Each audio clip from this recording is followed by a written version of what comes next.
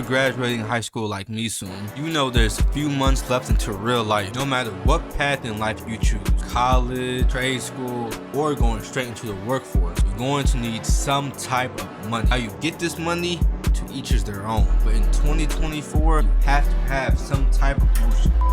Nothing is worse than being dead broke and having to ask your parents for money. At least for me. I'm pretty sure a lot of people's main reason of even getting a job was to stop relying on their parents' bread in the first place. Even the kids I know who were fortunate to even have allowances all ended up getting jobs because their parents' bread was not enough. This is actually the first pro, and I think the biggest. Financial independence. Definitely not a whole new day. Graduating high school, you're going to be 17, 18. Asking mom and pops for money or other ones, for example like Chipotle, is not going to feel the same, and in many cases not get you the same results. Did the infamous ever scare you? While fear no more, because you got a job. You now have a consistent source of income. With getting a summer job, you're essentially taking a step into adulthood. Trust me, working any job will force you to mature. If you're not making over $2,500 a month by yourself, don't even dare think you make enough to move out. That $602.87 every 2 weeks is not going to be enough for all of your needs. Probably the only downside. People get some money and they think that's all they need. No, you need mutual support. Money comes and goes. Real loyalty lasts forever. Working a summer job will teach you the value of wealth. So you work really hard for your money, you just don't go blow it in the next 3 days. Compare that to a young, inexperienced scammer who makes your bi-weekly check in a day. When you get that 602 after 2 weeks of hard work, you're most likely going to save and cherish every last dollar. Compare that to the scammer that thinks he or she can make that back in the day. They don't care about saving money. Instead, spending money on every slight desire. Working any job will teach you the value of a dollar real quick. For me, personally, it changed how I buy things. I wouldn't say it made me some cheapsteak, trying to save a dollar wherever I can. However, nowadays when I buy something, I don't care about the price. I care about how many hours of my life went into it. For example, a number one at JJ's. I don't see it as $16. I see it as 1 hour of my life. Let's say you only work 5 hours a day. That's 1/5 of your daily earnings. On what? Some JJ's? You're gonna shit it out in the next 30 minutes.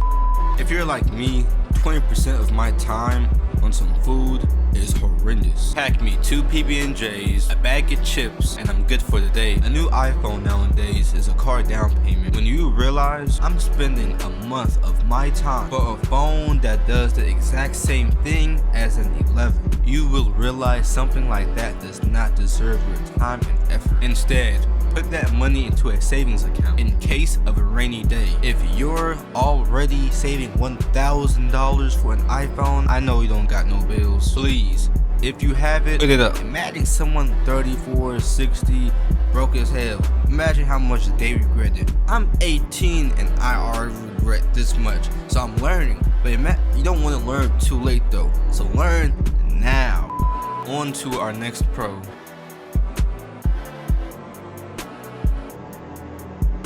Do you even have the contacts to blow up? For real, the next pro is going to be networking. The definition of networking is the action or process of interacting with others to exchange information and develop professional or social contacts. Listen, if you have any dreams or aspirations, you need to have the contacts. A lot of people want to blow up overnight, but let's think about it. Are you even ready for the fame? Let's say you're an artist and your album just blew up. All of these labels, sponsors, brands, collabs, trying to get in contact with you. I'm not even gonna lie and act like you can't do a lot of the self-managing yourself, but at some points in your journey, you are going to need assistance. One take. Back to the music artist example. If you want to go ahead and plan ahead, I would go ahead and have a manager, a photographer, a producer, a composer, a lawyer. You gotta have the contacts that other people do not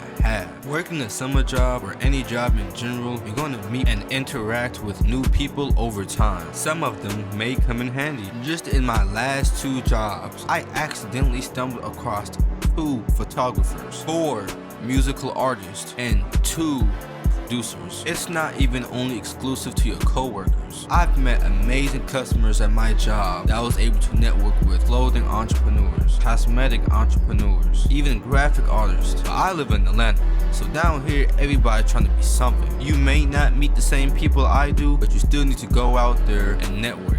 And working at a job, you'll be able to network with a lot of people. Hit that like and subscribe button. I'm Philosopher Nas, and I'm gonna see you guys in the next video.